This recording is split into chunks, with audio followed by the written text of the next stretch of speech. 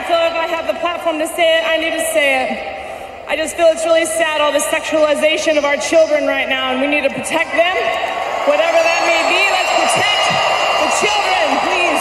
Do anything we can to help. Woo! Holly Holm courageously speaking out against the sexualization of children. She's got more to say we'll get to in a second. But first, welcome back to the JP Reacts channel, my beautiful freedom-loving friend, where we like to call out the lies, hypocrisy, corruption of tyrants, as well as highlight the amazing work of other freedom fighters. Freedom fighter of the day is Holly Holm. She's a fighter in the UFC, as you could probably tell by her being in the UFC octagon. And she's post-fight, she won, she's doing her post-fight interview. And she used that platform of having more eyeballs on her and ears open to her than any other situation she could possibly be in. And instead of just sitting there glorifying herself, which would have been so justified, so understandable, so appropriate, she chose to use that time to raise awareness about how sexualized our children are being, like how sexualized they are. Don't even know how to say it because it's disgusting. And I think that is just so noble of her.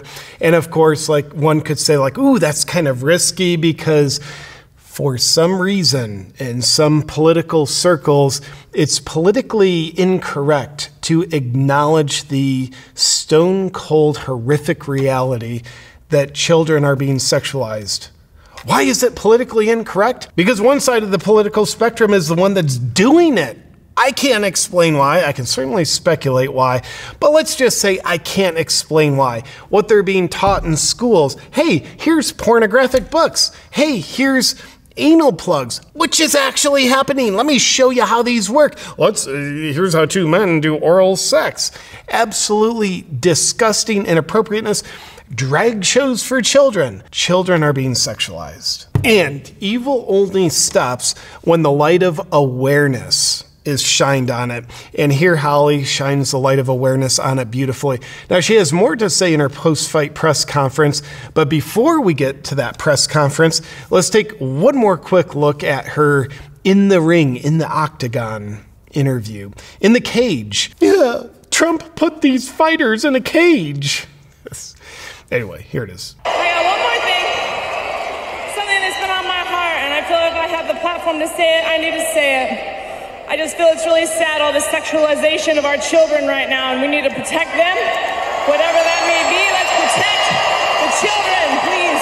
Do anything we can to help. Now, what's the lesson in there for everybody, including certainly myself? If you heard her words carefully, it's been on my heart and I feel like I need to say it. Therefore, I'm gonna say it. That is an equation that makes people who stand for truth, freedom, and the good of humanity unstoppable. What's on your heart? You feel like you need to say it, and then say it. Where people go wrong, where it's uncomfortable to live inside of yourself, where we stop the momentum of freedom and humanity is when you have something on your heart and you probably feel like you should say it and then you don't say it because your mind starts playing tricks on you. Your mind creates these scenarios that scare you like, oh, like, well, people might piss some people off and other people, like it might make them cancel me. I might be dropped by sponsors for whatever reason, or like, I don't want to stand out. I don't want anybody to get mad at me. That is cowardice. That sometimes it's fear that can sometimes stop people from saying it.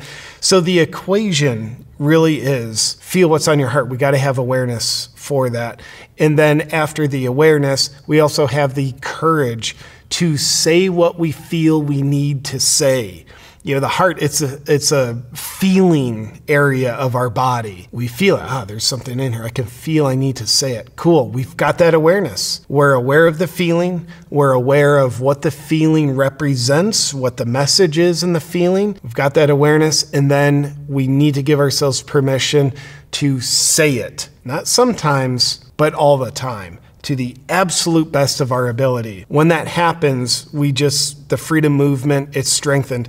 Children, the future of our children, the present day of children that we may not even know, just children all across America, they are helped when people say what's on their heart. But a lot of people self-censor. Doesn't have to be that way. And there's so many who are no longer self-censoring. They're just like, oh, dude, it kind of seems dangerous to say what's on my heart. But guess what? I had an awakening and I realized it's way more dangerous for me not to say what's on my heart. I appreciate not only Holly Holm's beautiful message here, but also how she modeled the equation, not only by doing it, but she literally said the equation out loud. Be aware of what's on your heart, feel what you need to say, then freaking say it. Let's take a look at, there's a short post-fight press conference where a reporter asked Holly Holm a little bit more about her speaking out. Yeah, last one for me, you used your post-fight speech to use a platform, I believe, to sort of speak out against the sexualization of children. I'm curious if you wanted to use your platform again now to sort of go into further detail. You know, there's a lot of things. I don't ever want to be, not like a real political person. I don't like to put that stuff on any. Speaking out against the sexualization of children, it should not be political. It is disgusting that it is political. On my social media, or because I think there's just, but there's also just right and wrong, and I feel like everybody should be on the same side on that. I don't feel like that has anything to do with left side, right side, or anything like that. I feel like everybody should be wanting to protect our children. I agree with that. It should have nothing to do with the left side and the right side, but it does for absolutely creepy reasons, which, by the way, there's tons of great, noble people on the left, classical liberals, great people, but the world we live in, some of the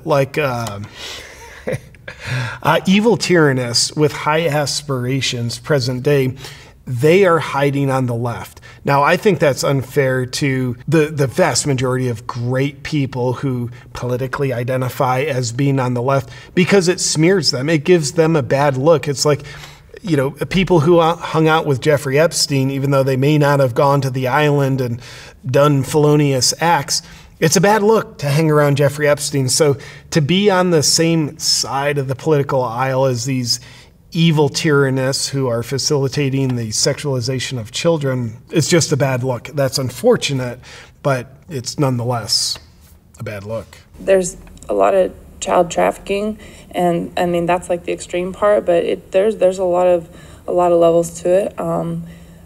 You just see it almost being more accepted, and I think that's really sad.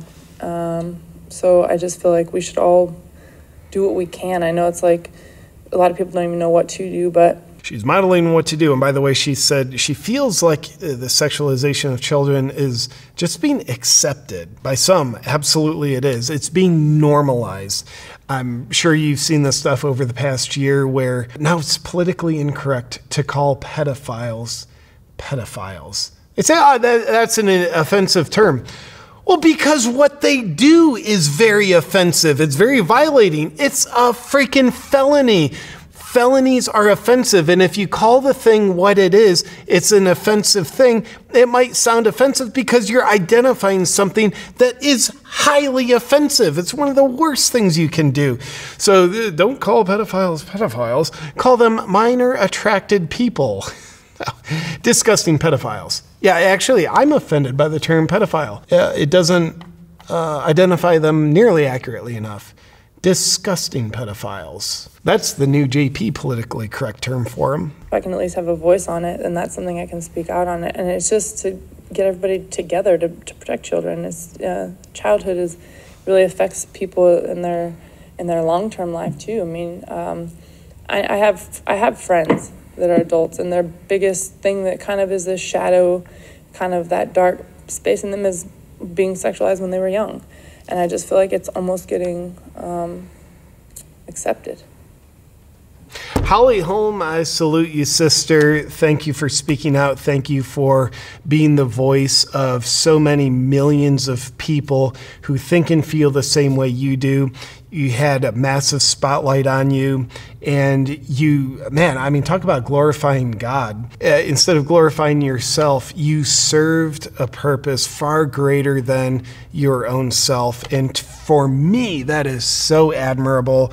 As we like to highlight the amazing work of other freedom fighters on this channel, this is a woman, she's literally beat up. She was just fighting, but more impressive than that, she is a freedom fighter, speaking out on behalf of children. Children are innocent.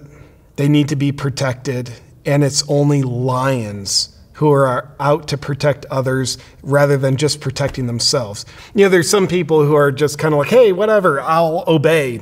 They're not even willing to protect themselves. And there's others who have a level of awakeness and bravery where they're like, yeah, I'm going to protect my sovereignty no matter what. Awesome. That's admirable. I love it.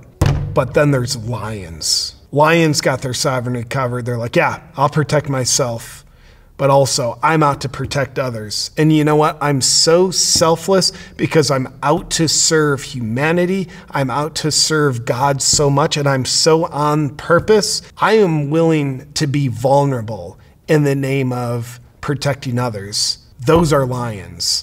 And I think we can all draw inspiration from lions and do our best to be as much of a lion as we possibly can be, day in and day out. So with that said, my beautiful freedom-loving friend, thank you so much for watching this video. Thank you for being on Team Freedom with me. And before I bid you farewell till next time, I do want to say I've had my heart touched learning that the Got God shirt design, it's become by far the best-selling shirt in my Freedom merch shop. And while I'm so grateful for that, that's a way that me and my family are supported, helps strengthen the mission, the movement that I'm able to contribute. More importantly than that, it tells me where people's minds and hearts are. It's very easy to look around the world and see a lot of godlessness, the sexualization of children being a prime example of that. And when we look around the world and see, like, dude, there are a lot of blank spots that are godless, what we know is we need more God in this world. And this shirt, it's simply a way of helping encourage other people that put their eyeballs across the shirt. It's encouraging them to bring more God into the world. It's a way of saying what you're thinking out loud. So that's what excites me. A lot of people are really into raising awareness about bringing God into the world around them because we need him. And with that said, I'll look forward to seeing you for our next video. But until then, stay free.